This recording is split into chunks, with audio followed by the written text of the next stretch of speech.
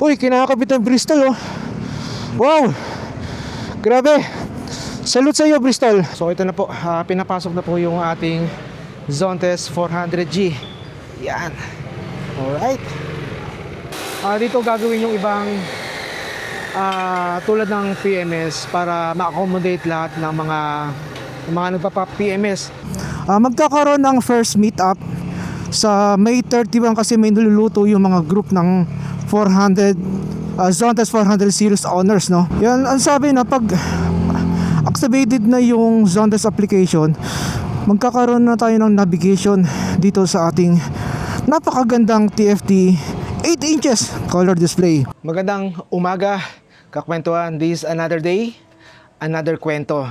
Pag-uusapan natin ngayon ay ang ating first PMS o yung kauna-unang PMS sa ating Zontes 400G. Pero bago ang lahat, kakwentuhan, ang sabi sa ating namarites ay okay na daw ang Zontes application para sa mga Zontes 400 series, even sa 700cc na adventure big bike. Okay, ngayon ay bago tayo pumunta sa Bristol, Caloocan para sa ating kauna-unang PMS ay susubukan natin yung Zontes application. Kung mapapanood nyo yung previous video natin regarding sa ating TFT 8 inches color display, ay na-feature natin yung Zontes application. Pero that time, hindi pa activated ang Zontes application sa ating Zontes 400G. Ngayon, sabi, no, napaka good news nito. At working na nga raw yung Zontes application, no? So ngayon susubukan natin at i-turn on na natin ang ating electricity sa ating Zontes 400G. Yan, so ito naka-ready na yung ating phone. Ang gagawin natin, pupunta muna tayo sa menu, no? So pupuntahan natin yung pinaka dulo. Dulo ba 'yon? Yan, yung DVR control. So tignan natin. Yan, sa interface, then enter natin. Yan, pupuntahan natin yung pinakadulo. Yan. Then may connection diyan, so enter lang natin. Yan, then may QR code. Doon sa QR code na yan ay i-scan natin, no? So actually meron na tayong Zontes application. So yan, pinakita ko lang sa inyo para magkaroon kayo ng Zontes application ay kailangan nyo i-scan yung QR code para ma-download ninyo ang Zontes application. Ngayon ay ito ang Zontes application.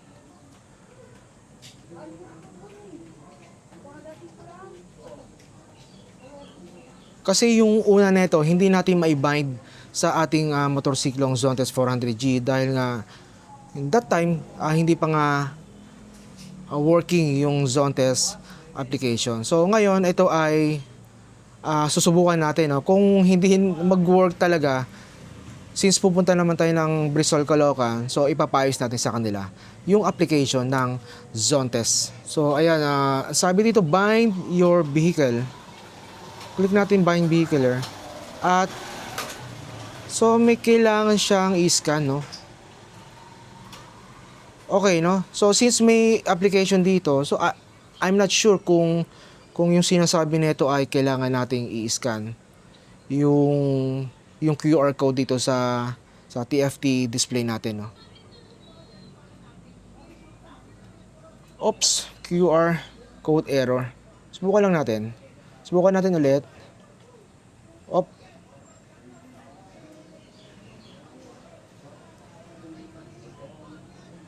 O QR code error. So ngayon, pupunta tayo sa Bristol, Caloocan City sa 10th Avenue para ipaayos yung ating Zontes application sa ating motorsiklong Zontes 400G. Ngayon ay saktong-sakto first PMS natin ngayong araw, no? Nagpa-schedule tayo kasi umabot na tayo ng 528 kasi ang first PMS ay 500 kilometers, no? So saktong-sakto yan kasi pumunta tayo ng Our Lady of Manawag sa Pangasinan nung nakaraang linggo. Actually hindi pa natin na-upload yung video na yun kasi busy tayo ngayong May. Kaya yan. Alright. So ngayon, para makita na natin kung ano yung itsura ng zone test application. Yung anak ko. Yan. Hello. Bye. And actually no, mayroon na naman tayong exclamation point dahil yung ating rear tire ay below dun sa standard. So dapat actually yan ay 34. So ngayon kasi ay 29 no. So namumula siya no. Pero pag umandar na to, hopefully kasi pag umaandar yung sasakyan, yung tire, nalalagayan siya ng hangin no. Grabe. Unang piga, malapot, naiiwan yung kaluluwa mo. Yeah, ganun kalakas yung hatak ni Zontas 400G. Yan.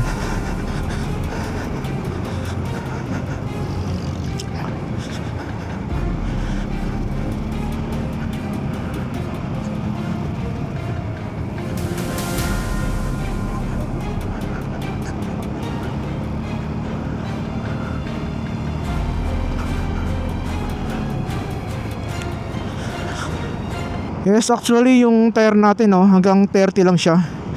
So hindi siya umakit ng 34. So mamaya yung PMS natin, papahangin natin. Alright, so magandang umaga ulit sa inyo, kakwentuhan no.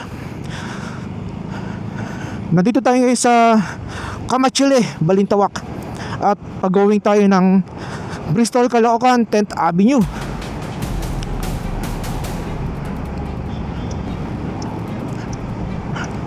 Lumalagpas ako. Saan kaya tayo dadaan? Dito na siguro sa EDSA. Mukhang mas madali dito. First PMS natin ngayong araw, 500 kilometers. So actually nasa 500 plus kilometers na tayo. Yung tinatakbo ng ating Zone Test 400G. Ayan po, 529 no. Yan, kasi sa ngayon kasi bihira pa natin magamit kahit na may ORCR na tayo, may plaka na tayo. Kasi meron pa tayong inaayos sa ating sasakyan na Toyota Veloz. So yung problem naman nun ay yung jerking ng accelerator o yung acceleration. Kaya so actually nagto-troubleshoot pa talaga tayo doon. Pero once okay na yan, magagamit na natin ito pa minsan-minsan.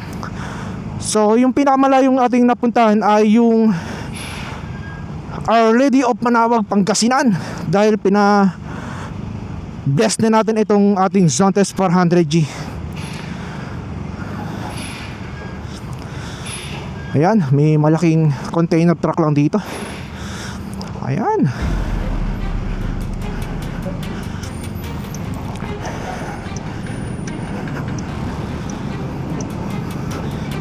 Yan, maraming salamat sa iyo.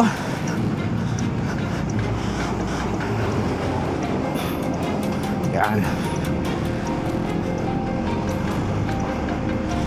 Oh, grabe, lakas talaga ng hatak.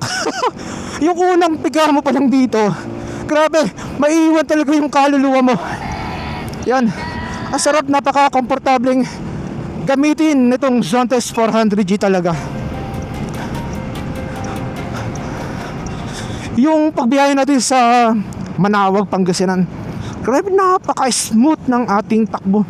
God bless you, Manawag. Salamat sa pag-welcome sa amin, Manawag. So nagkaroon lang tayo ng technical problem dahil yung mic pala natin ay hindi nag-meet dun sa ating Insta360 X4. So akala ko kasi active pa no. So nung chinek ko, wala, negative talaga yung going Manawag na no. Kung kailan nandun na tayo, tsaka nagloko yung ating connection between the mic DJI at yung Insta360 X4. Pero ngayon ang ginawa na natin, yung ating DJI Mic Mini ay naka-connect na sa ating DJI Osmo Action 5 Pro. Kasi ang maganda rito ay auto-connect na no. So wala ka nang aalalahanin pa. Yan, nandito tayo sa EDSA no, going to Monumento. So liliko tayo sa may kanto, sa may anong street ba yun? De Jesus Street. Yan yung pag-going ano. Oh sorry, naka-signal light pa rin tayo. Yan. So isa yun sa mga talagang papraktisin natin, no. Pasensya na doon sa mga sa likuran natin. Yan. Akala nila liliko tayo pero hindi pa. Kasi naka-signal tayo sa left. Kahit na naka-stop tayo dito sa ating kinatatayuan. Ito, Caltex, ito yung Wendy's. Yan, yung Nissan. Yan, nasa harap tayo ng yan, ito yung Max. Yan, shout out sa iyo, Sir Johnson. No, yung owner din ng 400G kasi siya yung nagsabi na okay na daw yung zone test application. Maraming salamat sa iyo, Sir Johnson. Yan. Yan. So may mga group kami, no, zone test 400 series owners, no. So join kayo sa amin, no. Napaka makukulit sila doon. Talagang mawawala yung stress mo. Yan. So actually parang magkakaroon ata ng rise sa end of May. So I'm not sure, no. Problema, naka-oo ako pero meron pala akong lakad nung June 1 na yun. Yan. So nandito na tayo sa De Jesus Street.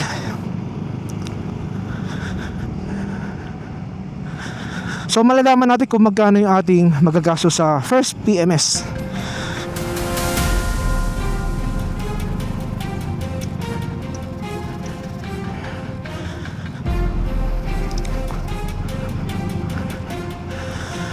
Alright, may fire truck. Ano kayong meron dito? Mukhang nagdidiskarga sila. I mean, nagkakarga sila ng tubig. Tama ba? Tama, mukhang tubig nga.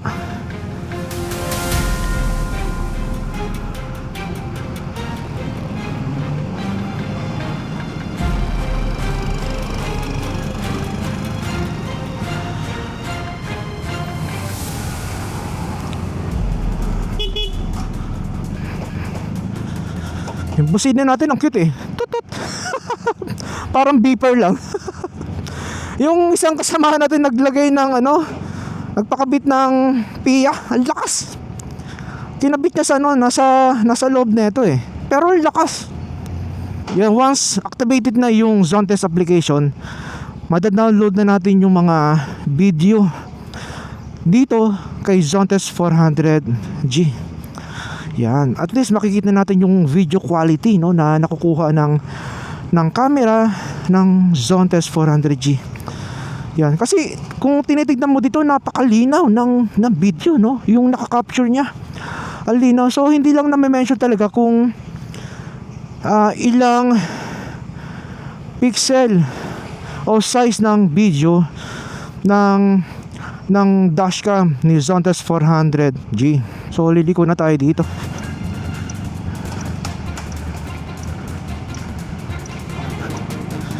Alright. So ito na yung 10th Avenue.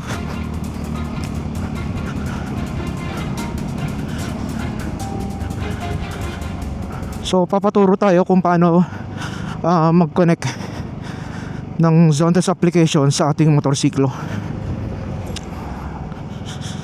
Yan. So ayun na po yung Bristol, Caloocan, no? Yung kanto na yan. Yan. Kaya kita nyo umangat to, 31. Kanina 29 yan. Umangat siya, 31. Siguro pag bumiyahe pa tayo ng malayo-layo, magiging 34 or 35 yan. Okay. Nandito na mi. Yan.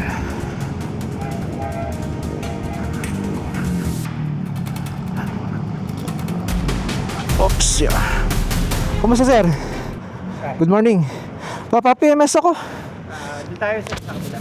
PMS tayo. Saan ka pera sir? Yan, sa ginagawa. Yung zone test na, yun ang ginagawa ng zone test. Ano to ba? So nagkausap lang kami sandali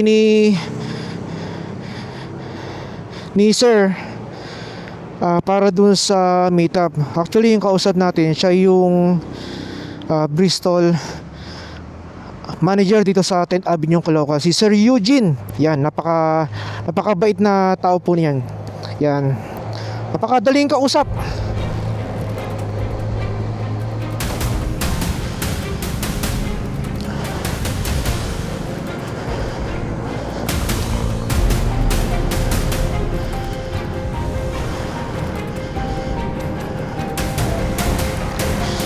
Paano tayo papasok?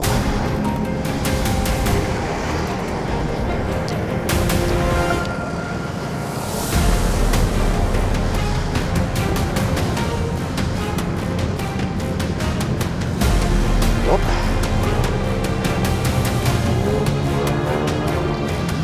Kipot. Yan. So nakita niyo Zontes, oh. Yan. May bagong pangalan ng Zontes. Yan, nandito po yan sa 10 Avenue, Caloocan. Yan, nandito yung Morini motorcycle Zontes. Uy, kinakabit ng Bristol, oh. Wow. Grabe. Yan. Oops. PMS natin today. Ayan. Sakto-sakto, no? Ginagawa yung logo ni Bristol and Zontes. Alright. So, dito yung official na kapag PMS, dito po ginagawa talaga. Dito tayo ngayon sa Morini motorcycle. Ayan. So, pandilim. Parang ang dilim, ah. Ayan. Ngayon magpapa-PMS tayo, first PMS natin. Yan. So actually nakapag-file na tayo dito. So kailangan lang ng ORCR. Yan sir. Ito po sir. Photocopy ko na lang sir. Sige po sir. Sorry, hindi ko na pa-photocopy. Oh. Yan. Yan. Pag first PMS, kailangan nyo na photocopy ng original na ORCR nyo para may reference lang din sila. So naka-schedule tayo ng 1 PM today. Dumating tayo ng past 11. Yan. Okay. So, nakita nyo kanina doon, may nakalagay ng Zontes sa taso. So, ang ganda, no? Tapos, Bristol. Then, nasa Morini motorcycle tayo. Yan. So, nandito yung mga others motorcycle ni Bristol. Yan. So, marami yan, no? So, ito na po. Pinapasok na po yung ating Zontes 400G. Yan. Alright. So, dadali na sa delivery room. Joke lang. Alright. Yan, babanatan na nila. Yan, dito kakwento. So, meron siya lang nire-renovate para sa extension ng kanilang shop dito na Bristol. Para lumaki yung kanilang services. Yan. So, dito gagawin yung ibang tulad ng PMS para ma-accommodate lahat ng mga nagpapa-PMS. Yung iba kasi nagpapa-reserve 1 week ahead of time for reservation dito kasi kay Bristol. Ngayon, pag naayos na to, siguro wala nang reservation, no? Siguro magiging minimal na lang.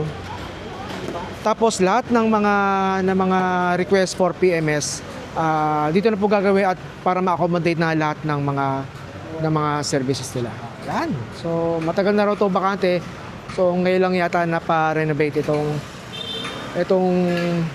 itong lugar na to. Puntahan natin yung ating Zontes 400G kung tapos na yung PMS. Okay?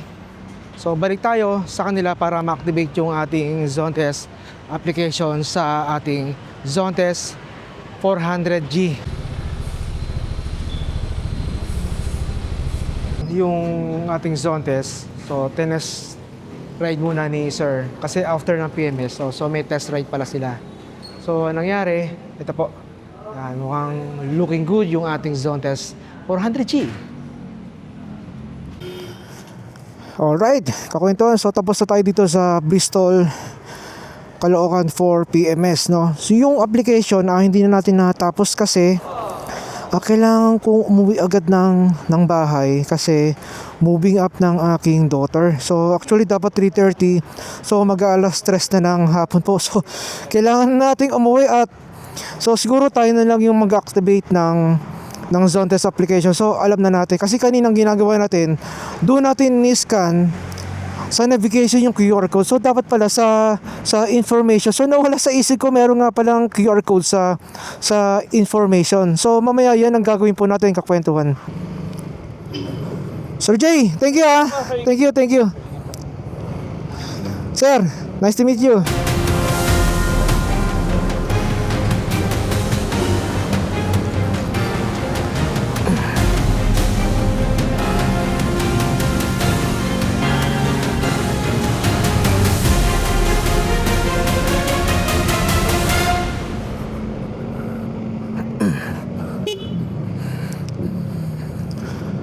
So ayan, kakwentuhan.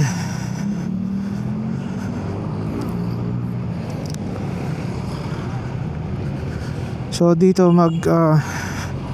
the left turn tayo going to EDSA. Okay, yung ating rear tire pressure, so 31 pa rin siya, may exclamation.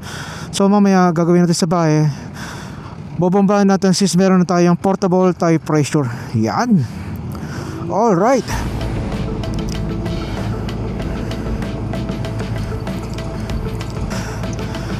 Yan, so talagang malilate na kasi short ako sa oras. 2:37 na. Yan. So dapat 3:30 nandun na tayo sa eskwela ng aming anak dahil nga moving up na niya. So first PMS, so naka-consume tayo ng 1,675 sa ating first PMS. So oil lang, tapos yung oil filter wala naman naka-indicate dun sa sa resibo, kaya 1,675. So yun, ang next PMS natin is 1,500 kilometers. Alright, so nag-iisip ako kung saan tayo pupunta. By the way, kakwentuhan sa mga owners ng 400 series ng Zontes, magkakaroon ng first meet up sa May 31 kasi may niluluto yung mga group ng 400 Zontes 400 series owners, no? So May 31 hanggang June 1, Sabado po yan, overnight po stay. So merong venue na private resort. So si Bristol Caloocan willing to help sa pag-organize ng first meetup. Kaya yun. Yan, thank you very much Bristol. So mas lalo na kay Sir Eugene, Bristol Caloocan manager po. Yan, napaka generous po ni Sir Eugene at ng pamuluan ng Bristol. Yan, mag-organize kami, so maghihintay na lang ng kung ano yung magiging final date and time. Yan, kasi actually nagpapasurvey na yung ating mga kasamaan doon sa group chat. Yan, kung gusto nyo sa mga Zontes 400 series owner, message nyo lang ako para ma-add namin kayo sa GC ng mga Zontes 400 owners. Yan, nagbi-build up yung traffic dito kasi may ginagawa dito sa gitna ng kalsada. Yan, ang sabi na pag activated na yung Zontes application, magkakaroon na tayo ng navigation dito sa ating napakagandang TFT 8 inches color display. Yan, no? Kaya siguro isa sa mga factor kaya hindi ako bumili ng separate navigation, no? Kaya ayun, buti na lang at talagang hindi tayo napabili. Yeah. So bumili tayo ng crossbar sa harapan natin para sa ating Zontes. Oh, grabe. Pag nakasakay ka rito sa Zontes 400G, parang ang brusco ng dating mo eh. Machong macho. Ang sarap ng feeling talaga, kakwentuhan. Hindi naman dahil owner ako ng Zontes 400G, yan yung nafe-feel ko talaga. Grabe. Ang tikas ng dating mo dito. Ang laki, ang lapad. Yan sa May 31, first ever na magkakaroon ng meetup na overnight. Yan, sana, so hopefully matuloy kasi may lakad din ako ng May 31 eh. At sa June 1 naman may lakad na, pero gabi pa naman. Yung inaalala ko yung May 31. Yan, tignan natin kung makakasama tayo o hindi. Yan, pero yan, kailangan ko ng detalye para makapagbigay tayo ng info sa Bristol, lalo na kay Sir Eugene, no? And then ipapropose niya sa head office para doon sa magiging help participation nila para sa unang pagtitipon ng mga Zontes 400C owners. Yan. So even yung 700cc na big bike adventure. Natutuwa ako sa busina eh, no?